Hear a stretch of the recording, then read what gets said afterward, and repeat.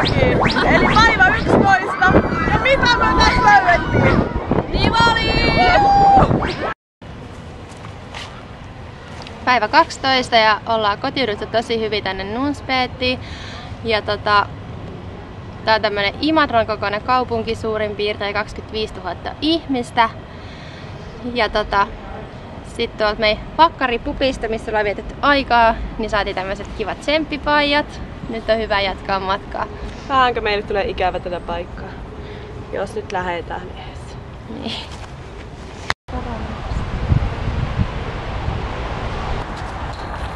Mistä te ootte tullut?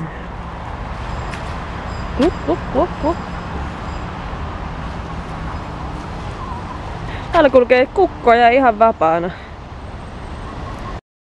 Päivä numero 13. Ollaan nyt viikko melkein oltu flunssassa täällä Nunspeetissä. Ja meillä alkaa nyt vähän päät hajoamaan ja tylsää tulla. Että voisi keksiä meille tekemistä.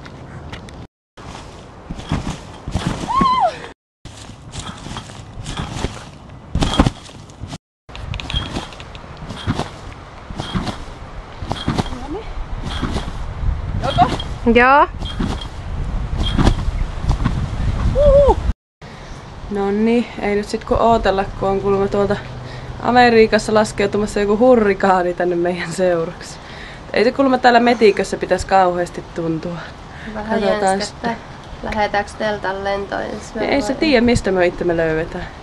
Mutta toivottavasti ei mikään lehmä rysähä päähän. No, ei noussut teltta tänä iltana, ei.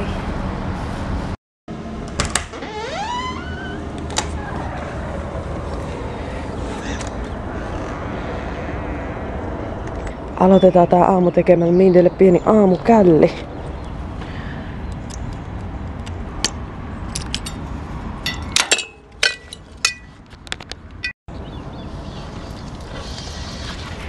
Vien nää pyörät tonne talon taakse. Katsotaan mitä Mindy tuumaa. Pyörät on hävinnyt aamulla.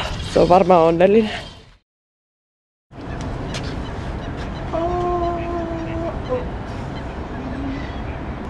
Mitäköhän paha meille tänään tapahtuu?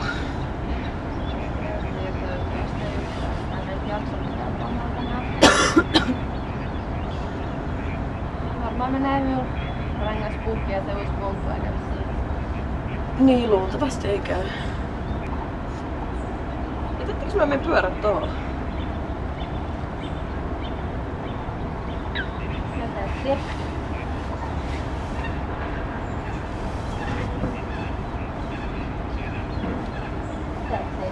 Missä ne on?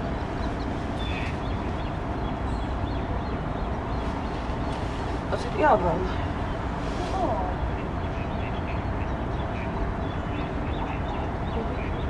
Ei vittu.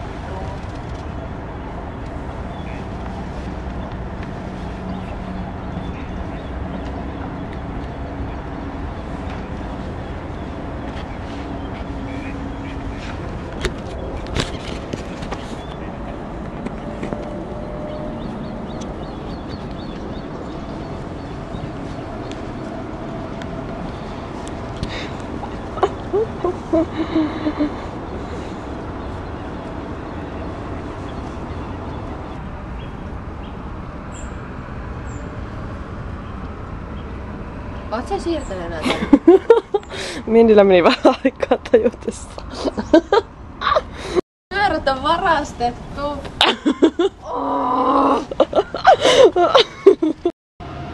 Niin Minna ei kävele tänne, niin ajattelin, että se olisi jotenkin paljon raskaammin, kun me lähdettiin noita pyöriä. Mutta se jäi vaan seisomaan tänne, että mietin, että no ehkä se on vaan niin sukista, että vielä edes tajua, että meidän pyörät on varastettu.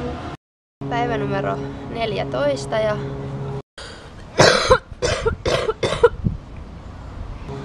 vieläkin kipeänä täällä näin, että antibioottikuuri lähti eilen tossa. Että toivottavasti nyt vähän olo rupeisi helpottumaan tai on vähän ruvennutkin.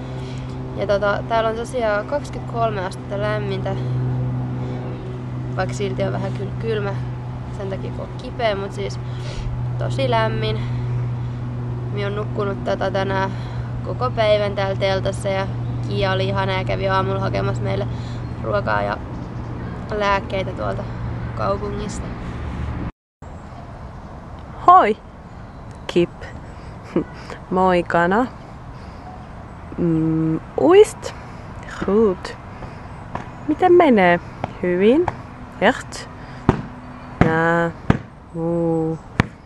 Oikeestikko? Ei. Väsynyt. Ponein. Muutama trinksu. Broods. Kippis. Echt?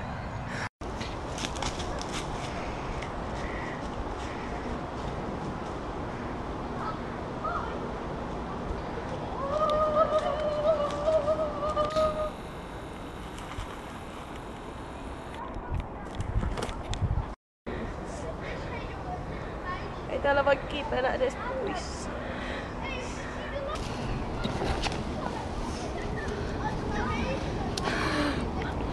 Voi täällä! Kyllä se antibioottikuuri tehoaa. Täällä on sieniä. Me löydettiin tästä mestassa sauna. Tämmönen infrapunasauna. Vautsi vau. Pitää varoa, ettei löylyt karkaa. Niin. Tässä se nyt oli. Tämmönen 15 minuutin infrapunasauna. Varmaan maailman surkein, missä on koskaan käynyt.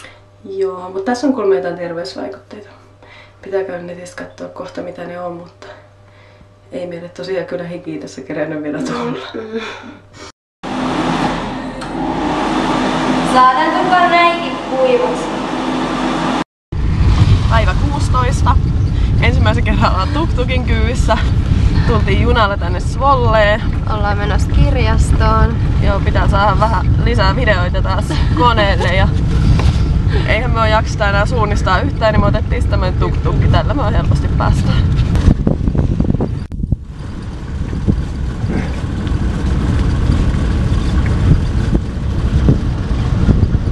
Me löydettiin meidän paikka, vitamiinifestivaalit.